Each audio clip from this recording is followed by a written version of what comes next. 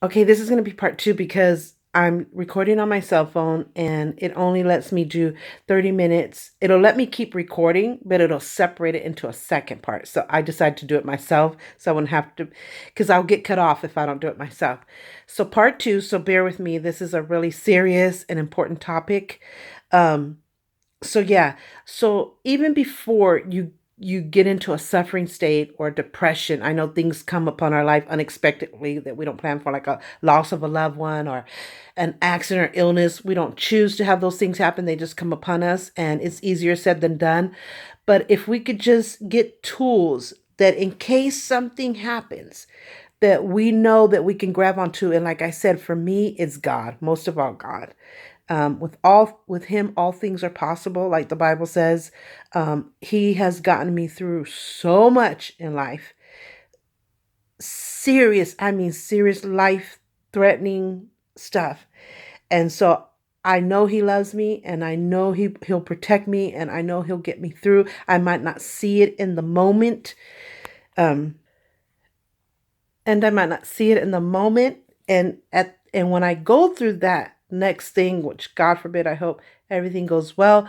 But if I go through that next thing and I have those thoughts, because those thoughts might come back, that I know that because he's brought me through so much before, that I know he could bring me through it again. He brought me to it, so he can bring me through it. Which is a perfect saying. I don't know who came up with that. Um, and I can always grab my Bible. I have it right next to my bed. It's a small one. I can always grab to that and just remember verses that can encourage me or that can change my frame of thinking. Of course, we have an amazing relationship with the father in our church, the priest in our church. So I could always go to him. Just going to church every Sunday lifts my soul. Me and my family, we get excited to go. We love going to church. So I know I can just go and be uplifted. Um, Also holding on to my children, which I are my number one, are my everything, are my heart and soul, and just to live another day to see their faces and to be a part of their lives and to look forward to the future memories is what keeps me going. And so I know I can hold on to them and that I'm not a burden to them, that they love me unconditionally and they love me dearly. And so I'm worth it. They're worth it. I have my husband who's a wonderful husband who we've been together 28 years, married for 25. We just celebrated our 25th wedding anniversary. So I know I have all these tools. Journaling is key. If you go to a therapist, that is one of the things that they highly recommend is journaling. Even if you're not a writer and you hate to write, make yourself do it. If you're feeling overwhelmed and depressed and anxiety, and you just feel like you can't take anymore, put it out on paper. Trust me, not just any paper, but if you have to pick up a paper, okay, do it. Whatever you can do or what makes you happy, do it. But buy yourself a journal. Buy a couple of them, maybe 3 of them. Have them ready to go. So that when these thoughts come up, grab that journal, just start writing like crazy and release all that negativity, release all that suffering. It's almost like you threw it in the fire and you let it go. I'm telling you, it will save you. It will make a difference. I'm telling you, whether you're a writer or not. Um, and what else? Meditate.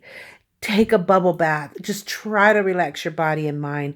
Go get a massage. Relax the tension, because you don't know how much tension and stress your body can hold until you go and get a massage. I'm telling you, it's the best. I know they're not cheap, but you know where there's a place that does massages, how much they charge, so that when something happens and you're going through this depressive state, you know where to run to and you don't have to look up in that moment, because looking up is just too much already. You're already overwhelmed and depressed. So just have these things ready. Someone to talk to, someone you can confide in, someone that you can talk to, not just anybody. Sometimes it can't even be family. Sometimes it could be your best friend. Sometimes it could be a coworker that you just feel a special connection with, that you feel like that's the person that can help me through. Lean on them. You're not a burden. You're not bothering anyone. Just have that one confident, if you can find more people, great, but at least have that one confident person that you can call at 3 o'clock in the morning and they're not going to be mad at you like, what are you doing calling me at 3 o'clock in the morning? I was asleep, you bothered me. This is not the time to be calling people. You don't want those kind of people. You want somebody who's unconditional, who, if you're calling at 3 o'clock in the morning, is for a reason. You're not, let's go party at 3 o'clock in the morning. It's just so stupid that people would even think that you're bothering them just because you're calling at 3 o'clock in the morning. So make sure you have that person that when you call at 3 o'clock in the morning, that they don't get upset or feel burdened, like, what are you doing? How disrespectful. That they hear you out before they even judge you. Someone that you can pop over to their house without having to ask them, can I come to your house? I know I suffer from that a lot. And one day I'll tell my story about being so rejected, and like I have to make an appointment to go to people's houses, or I have to ask, can I go visit you? Can I come to your house? Or there's conditions when I do come to someone's house. It's just like, I know people have their lives and their schedules, but I'm the type of person that would never, never, ever, ever deny anyone. I don't care if you come to my house 10 times and it's been too many times. I don't care if you come to my house 3 o'clock, 4 o'clock in the morning. I'm not feeling good. I was asleep. Who cares? I will stay up with you. I will drink coffee with you. I would drink an alcoholic drink, which I don't really drink.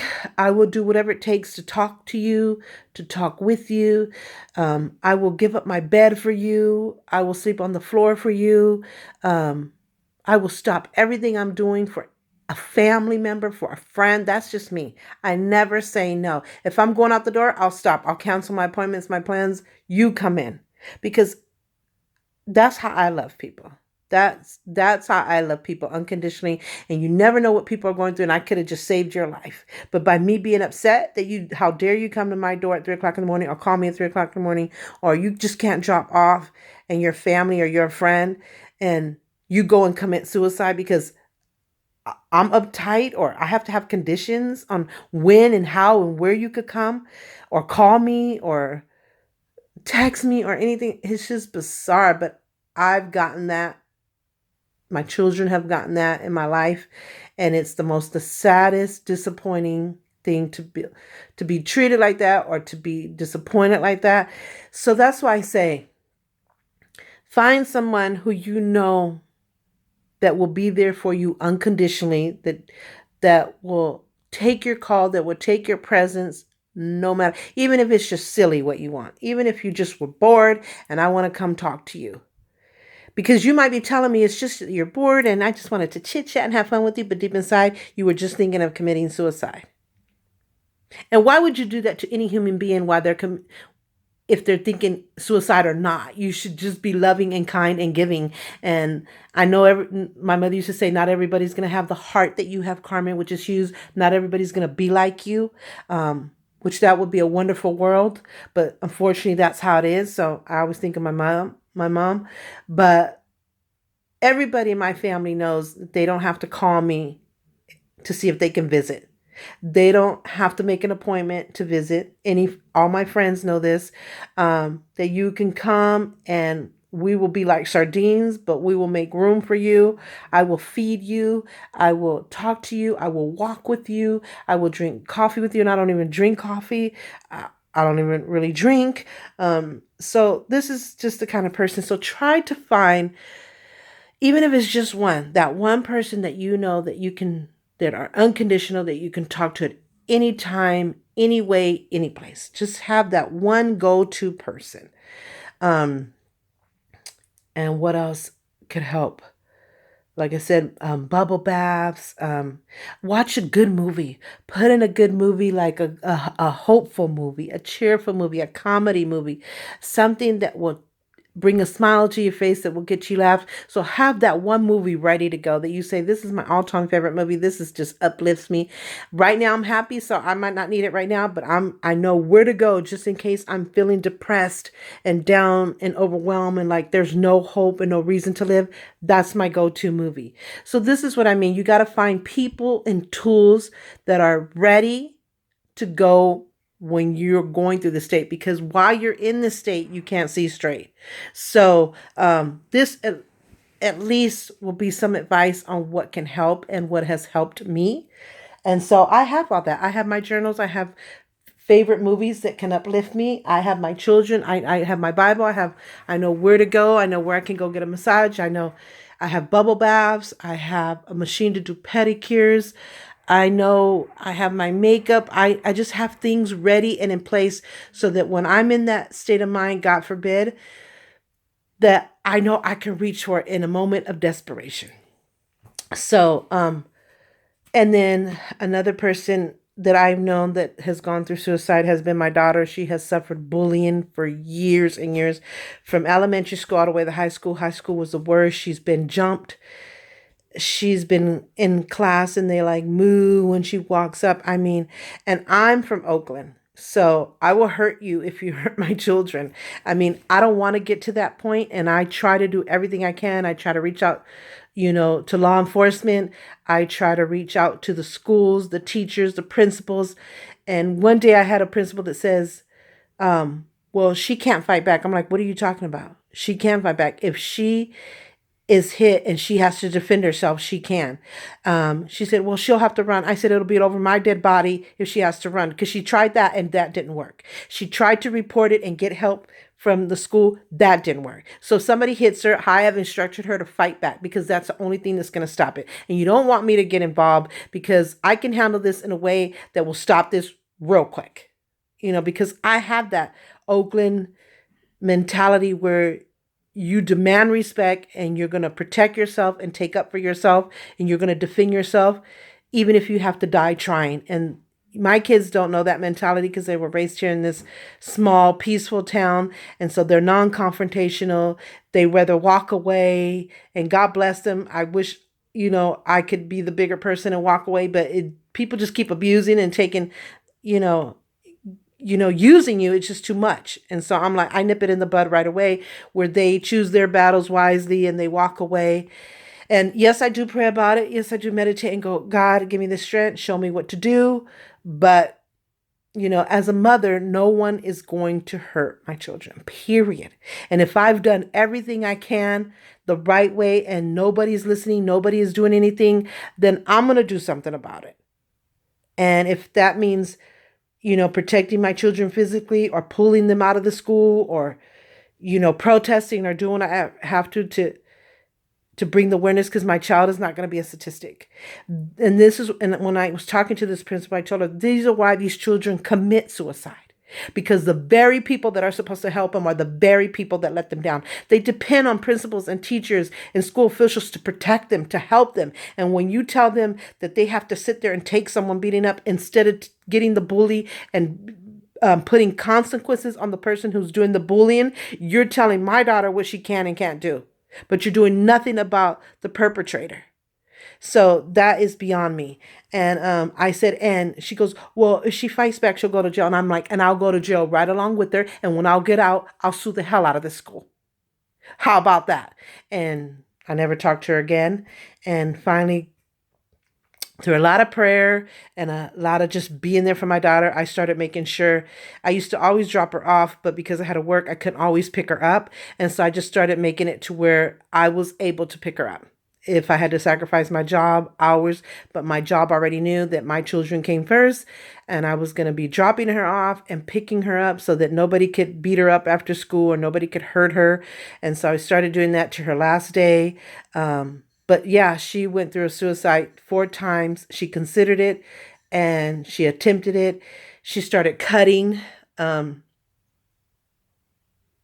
She wrote a speech that she wanted to do at her high school graduation about bullying and what she went through and how she came through it. And they didn't let her do it because they said it was depressive. And that was just so hurtful to her and to me. But when we had our celebration for her at the house after the graduation, she got to say it to us. And it was just so touching and so beautiful and so perfectly written. It was crazy. But I do remember one night reading something that she posted on Facebook. And it was kind of like a suicide goodbye letter. And I remember running to her room, and I'm telling you, it felt like I was running for miles. Like I was running, but I was getting nowhere. And all I could imagine was I was going to open the door and see her hung. But by the grace of God, she was asleep. And so I've always been fully above and beyond dedicated to my children. I would chaperone my kids at school at least 1 to 3 times a week, go all day long to each of their classes. I would have a notebook and I would communicate to each and every teacher. How was their day in school? Is there anything I need to be aware of? Any work that needs to be done? And I would tell them how their night was, how home life was, last night was a great day. We did this, she did good, she felt good. And so that's how I would communicate with teachers. Every week I had a weekly progress report where the teachers had to tell me what signs have been completed, not completed yet, what is missing before the grade would be bad and it would be too late to correct. And I had the teacher tell me how they feel about them in school. I would pick them up, drop them off, all this stuff. I was into their backpacks. I was into their homework. I would help them. I even went to the school because, especially like math has changed so much. I went to the school to learn how to do math today to better help my children. I did arts and crafts with them. I had a chart where they had their schedule for the day, and if they did everything, they would get a star, and they could save it for the end of the week or save all their chips for the end of the month and then get a prize out of this chest that I had. It was geared towards my autistic son. It was a chart that I created, and now a lot of people use it. I created, and it was with Velcro and stuff like that. But I wanted to include my other children because I didn't want them to feel left out, and it also helped me.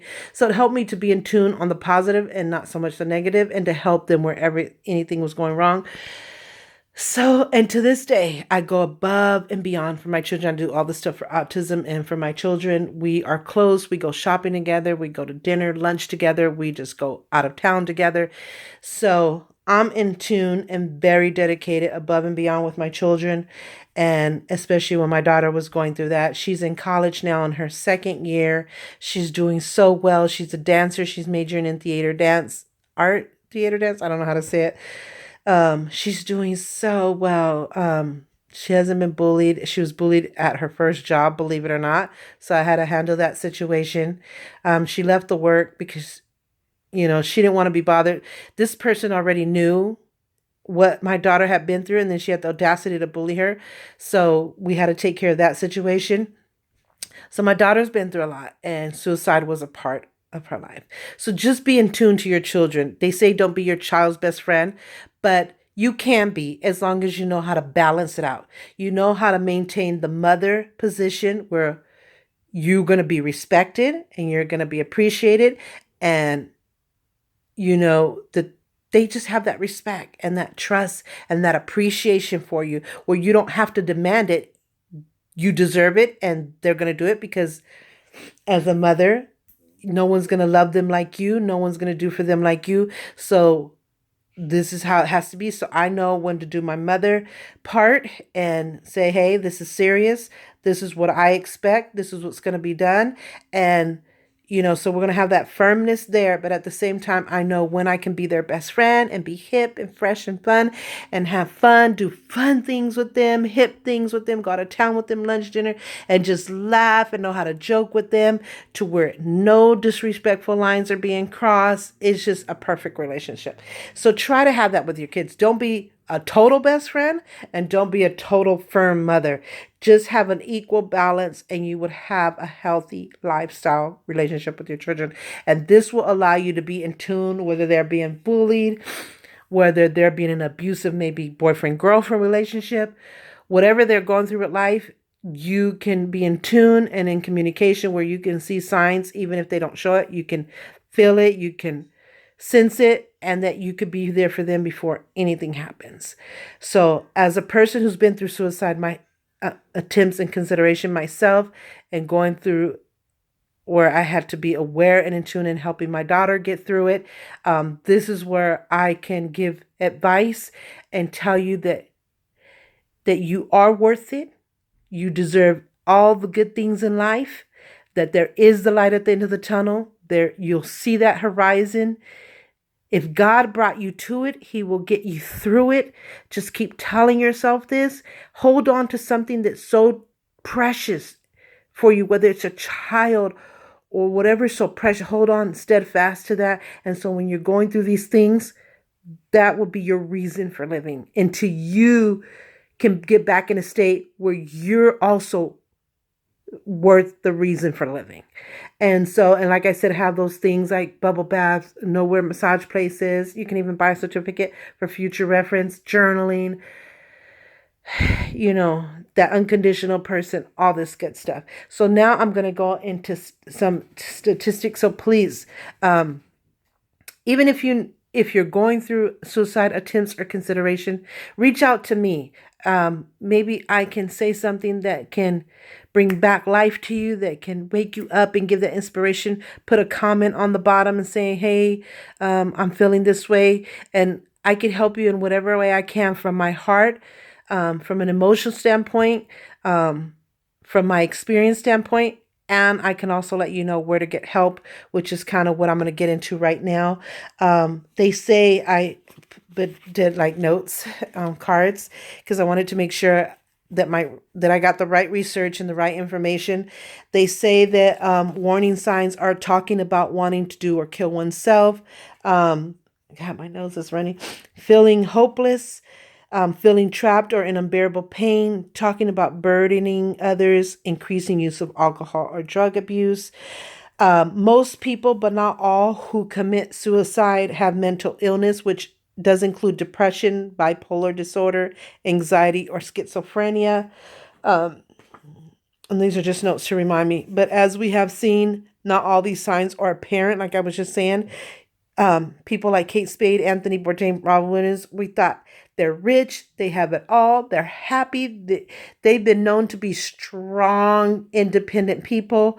We never saw this coming. So it says, but as we have seen, not all these signs are apparent, as we've seen, like again with Kate Spade, Anthony Bourdain, who had it all and seemed to be very happy. So even the strongest people need communication. We need to be in tune even if we have a family member, a friend, or a coworker who we think they would never commit suicide. In fact, I have a friend, let me mention this, that I hadn't seen in years, but another friend told me what she had gone through. And this person in school was the strongest, toughest, happiest person. She got us through any sadness or any problems. She was like that go-to person that you would say, no, she would never, ever commit suicide. She's keeping us together. And I heard she committed suicide. I heard that she was very poetic. She had poetry that was even in a museum. Her husband was on drugs, and he started to take money from the home, from the family, and he eventually started taking from the children and hurting the children. So one day she snapped. She shot him in the chest, called the police and said, I just killed my husband, and shot herself in the head. The husband lived with that gunshot. And then her kids had to go live with their parents, which both their parents ended up diagnosed with cancer and they passed away. I don't know who the kids eventually ended up with. They're probably grown. I'm sure they're grown now. But imagine what those kids went through. Imagine losing their dad, losing their mom, and then they lose the only people they have left, which is their grandparents. It's not worth it. Killing anyone. Let them go. I know it's hard, but let them go. It's not worth it. Just let it go. Take your children and start anew and live happy. But yeah, it was shocking. I thought, no way, no way, no way. I know I hadn't seen her in years, but it was just shocking. So even when you think someone's a strong, independent, happy, have it all person, keep in touch with them. Just try to be in tune where your senses could, sense something, and just in case, let them know you love them. I know you're strong. I know you got it going on. I know you have it all, but I'm here for you if you should ever need me, or be there for me if I should ever need you. If you need to talk, if you need to ever come, I got you. So let people know that even though they're strong and they have it all, and you're proud of them, and you admire them, they still, life has its ups and downs, and you're there when they're good, and you're going to be there when they're not good. So that's how we can be there for strong people. Like my card says, we need to be more aware of our family, friends, even our coworkers. Keep communication, because even the strongest people have dark moments and can be struggling.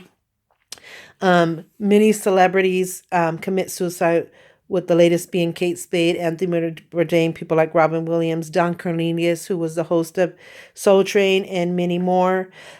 Suicide rates have risen in recent years among men and women across all age and ethnic groups and in nearly every state, according to Center for Disease Control and Prevention report released last week. Men, and then another statistic I found, men die by suicide 3.53 times more often than women. In an average, there are 123 suicides per day.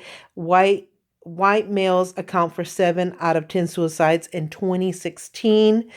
30% of all veterans have considered suicide. In 2013, the U.S. Department of Veterans Affairs released a study that covered suicide from 1999 to 2010, which showed that roughly 22 veterans were dying of suicide per day. That's 1 in every 65 minutes. So let's take care of our vets. They have sacrificed their lives so that we can be secured, so that we can have freedom. They have sacrificed their lives with their families so that we can be with ours.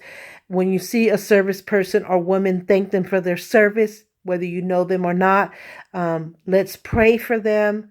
Let's, all this to support them in any way it can. Maybe visit a vet administration, anything you can to help a vet, because they do come back with PTSD, and they've been in war, and they've seen a lot of dear friends and colleagues killed. So it's a lot. It's not an easy life. It's probably one of the hardest lives. So let's be aware of that. Latina teens have the highest rate of suicide attempts in the U.S. 15% of Latina teens attempted suicide in 2015, according to a new report. Suicide is the 10th leading cause of death. There are 44,965 suicides every year, an average of 123 each day. One is more than enough. One is too many. I should say that correctly. One is too many. So imagine these statistics right here.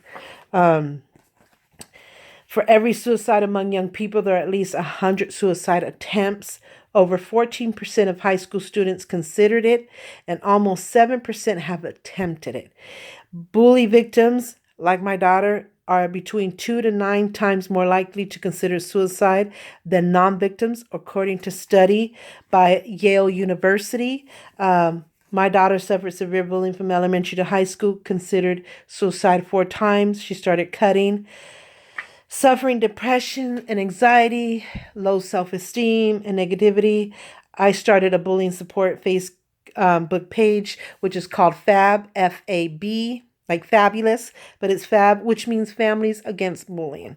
So every now and then I will put any report or research that I see about bullying, our journey on bullying, and, when you can, remember bullying victims and what you can do, all that good stuff. So check it out. It's a Facebook page. It's called FAB.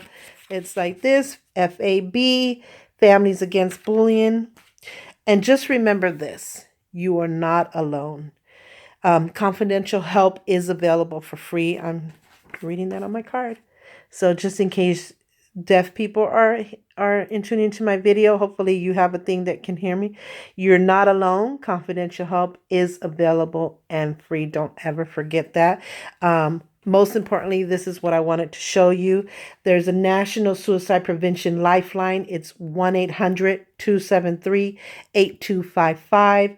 Online chat is available. So remember, if you are considering suicide, if you are having depressive thoughts, if you're having anxiety, if you're feeling overwhelmed or burdening to others, or you can't see the light at the end of the tunnel, you feel like there's no hope, there is. The light is at the end of the tunnel. You will eventually see that horizon.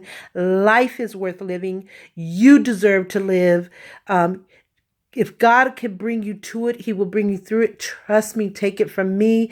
But if you need help, if you need someone to talk to, please, I urge you, call the National Suicide Prevention Lifeline, 1-800-273-8255. Take a screenshot of this, a picture.